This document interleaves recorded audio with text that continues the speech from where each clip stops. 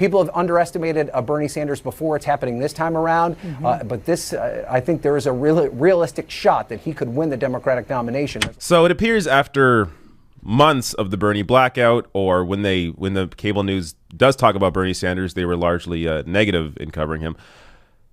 MSNBC and CNN have now completely shifted gears and are actually covering him objectively. So I'm going to focus this segment on CNN. So CNN recently talked up Bernie Sanders and his chance of winning. To be fair, as I'm going to show you the tweet here, Ryan Nobles has been pretty good, pretty objective in his reporting on Bernie Sanders. But I guess it's the fact that everybody else, or I should say the network as a whole, is willing to recognize the Bernie Sanders campaign a little more than normal. So let's check out this clip here.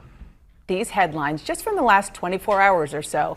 The New York Times, why Bernie Sanders is tough to beat. Politico, Democratic insiders say Bernie could win the nomination. Wall Street Journal, don't count Bernie out. And that's just a few of the headlines we've seen. They all tout his resiliency, an impressive rebound from a heart attack 2 months ago, and also his consistent slow climb in the polls. But they also emphasize a concern that his quiet rise is being overlooked. A Democratic chairman in Iowa tells the New York Times the following: Sanders is definitely being underestimated in Iowa.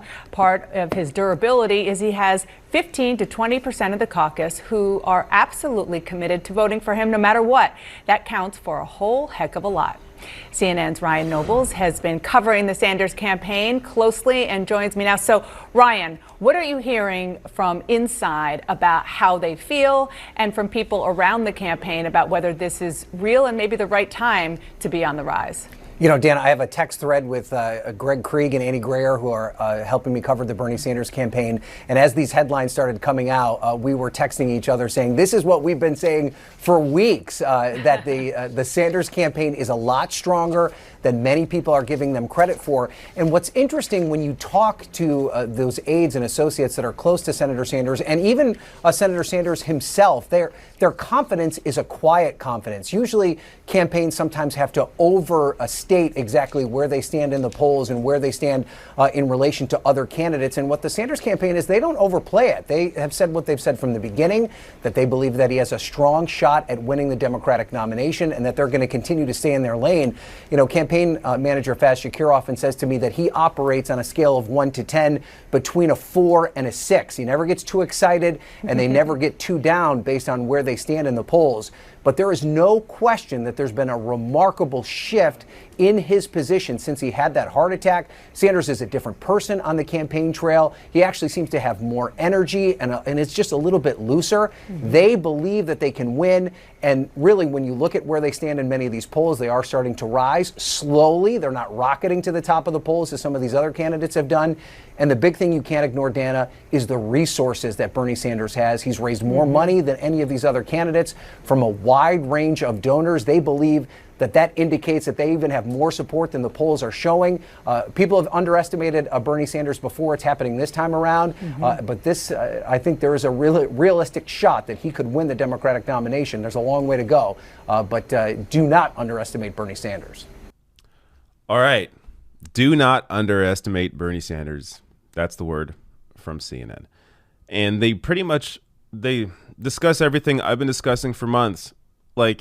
And of course, not just me, but other, online news outlets have been saying the same thing. Look at his support base. Look at his volunteer base. Look at the amount of donations he has, individual donations, the most by far out of anyone in the race. He hit over 1 million individual donors in September. Nobody has hit that number yet. Bernie has over 4 million individual donations. It's probably near 5 million at this point if it hasn't hit it already. Again, no one else near those numbers. The most volunteers, the most grassroots support, on the ground support. By every metric, he has the most individual donors from counties that flipped from Obama to Trump in 2016. I mean, if you want to talk about winning the election against Donald Trump, you need to get those counties. Bernie Sanders has those by far. He has triple the support that anyone else does in those Obama to Trump counties. So, I mean, we can go data point after data point. The fact that he's an independent senator, a lifelong independent, that appeals to a lot of people who hate this two-party system. You have someone here in Bernie Sanders who's willing to call out the establishment in both parties.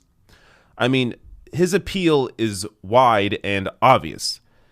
The press has just largely either ignored it or sidelined him because it's not in their best interest to push a candidate out there or to even objectively cover a candidate that has a message that is antithetical to their corporate power.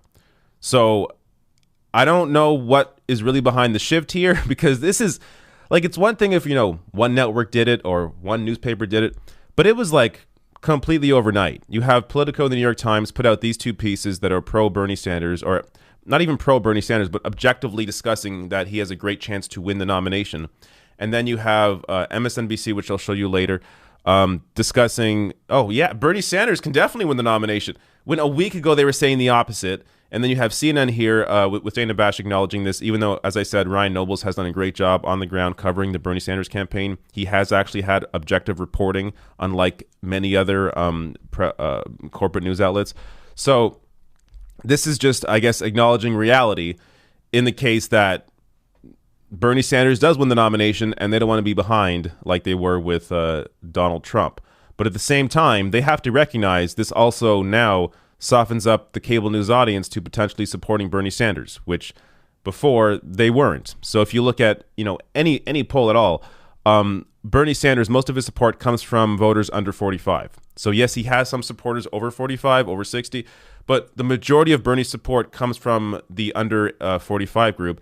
And those are people that generally don't really stick to cable news too much. They'll take in, they'll read what's online, they'll watch YouTube videos. So they kind of have a greater idea of what this primary is actually about, who the candidates actually are, and those people support Bernie Sanders because they're actually educated on the issues and on the candidates. But now, if you have cable news actually educating people on who Bernie Sanders is, objectively reporting on his campaign and his chances, that could potentially grow his support for those voters over 45. But that remains to be seen.